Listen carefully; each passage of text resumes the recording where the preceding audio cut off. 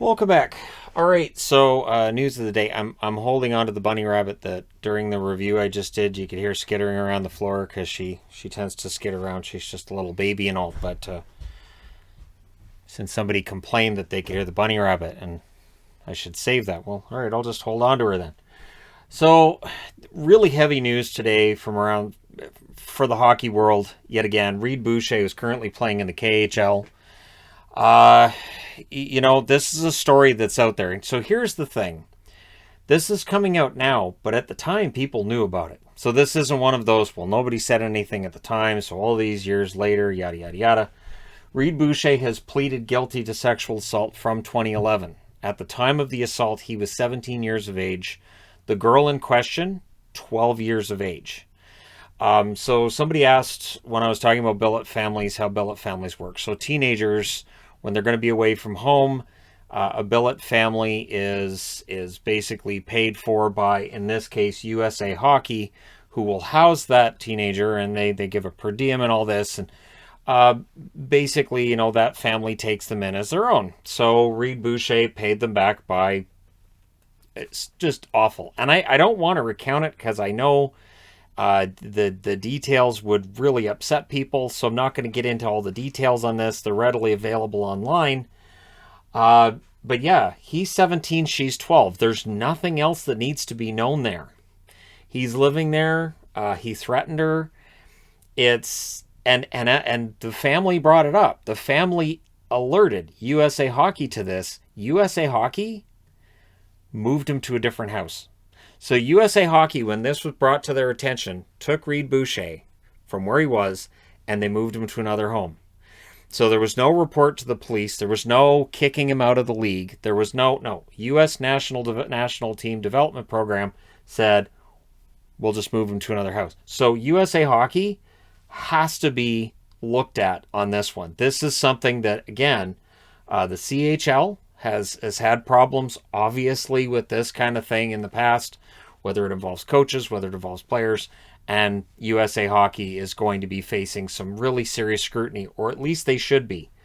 But again, this was in 2011, and what's happened now is that she brought a case out. So she brought a court case against him all these years later, finally found the courage to do so, and he reached a plea deal. So the original charge that was brought up, 25 years to life in jail is what he would have been looking at. But on the plea deal, he gets no jail time whatsoever. And the kicker, no criminal record. He gets nothing. So, and I'm guessing it's because he was a 17-year-old at the time, under the age of 18, he gets nothing. So, it's one of those things that it's going to take some time for that to sink in, that he gets nothing for this. Like it's a slap on the wrist and that's it. And again, USA Hockey did nothing at the time. They just moved him. So again, this is just awful. With the KHL, I don't think KHL does anything. I would be shocked if the KHL did anything, or if they said, all right, well, we're going to have to, suspend him for X amount of games, or he's out of here. I don't think anything's going to happen at this point. And Lou Lamoriello's already been asked.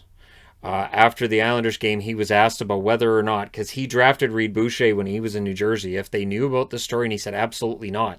None of the teams Reid Boucher played for likely knew about this story. And I'm saying likely because it's possible.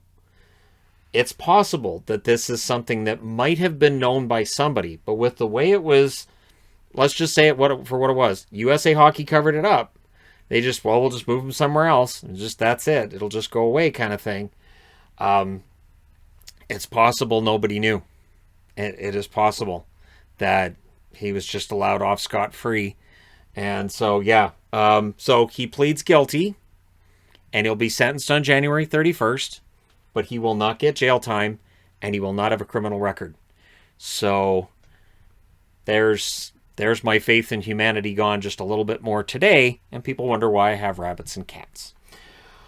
All right, there is no way to segue into anything else, so that is the end of the upsetting part of the program. We will move on to injury part of the program and who's going to get into the lineup tonight in National Hockey League news. Starting off with the Ottawa Senators, Connor Brown proved how tough he was. He took a puck in the face during warm-up in that game before the game against Calgary, and he knew it hurt, but he didn't think it was that bad. Yeah, he broke his jaw.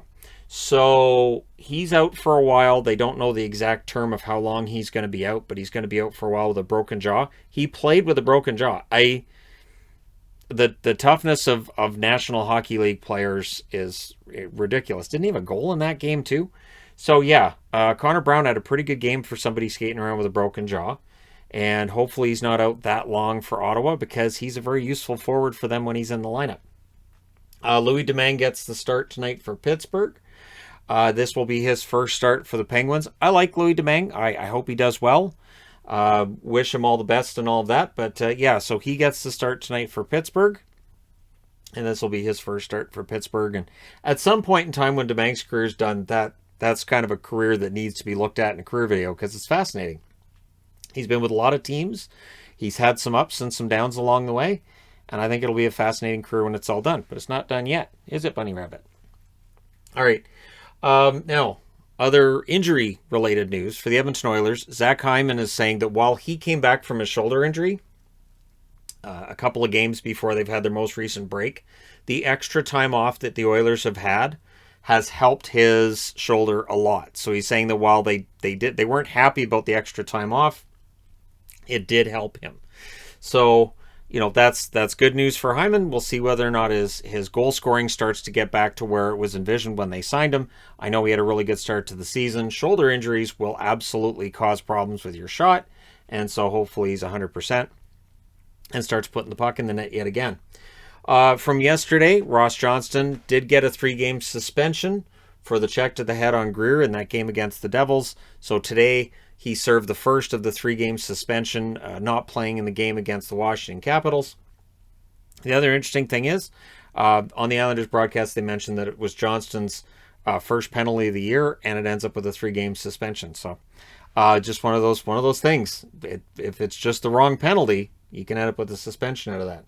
And then just a last note here for Toronto Maple Leaf fans. Looks like Marner's going to return to the lineup tonight. And seeing all the negativity towards Marner, and I know it's not everybody. It reminds me of, so Larry Murphy got a lot of negativity, goes to Detroit, wins Stanley Cups.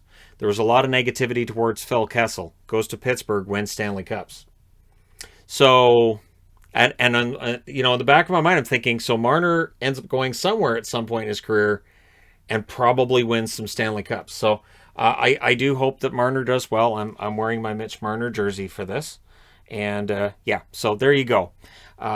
Marner returns to the game tonight, and yeah. So news of the day. I do apologize for the upsetting nature of most of it for this video, but again, it needs to be reported on because we need to know what's going on with some of this stuff. And if USA Hockey covered up this incident with Reid Boucher, was there a procedure in place? Was this not the first time this had happened? And was it not the last? Questions USA Hockey may be forced to address, and I mean soon. So there you go. Let me know your thoughts in the comments section below as always. I am not letting the CHL off the hook because we know the CHL's had problems as well. And yeah, thank you guys so much for watching, for all your support. Do not forget to hit like and subscribe if you're browsing your way through, you just happened upon this video. Thank you guys so much for watching. Now I'll let you run around the room some more. Is that okay? All right. Thanks again. I'll talk to you guys again soon.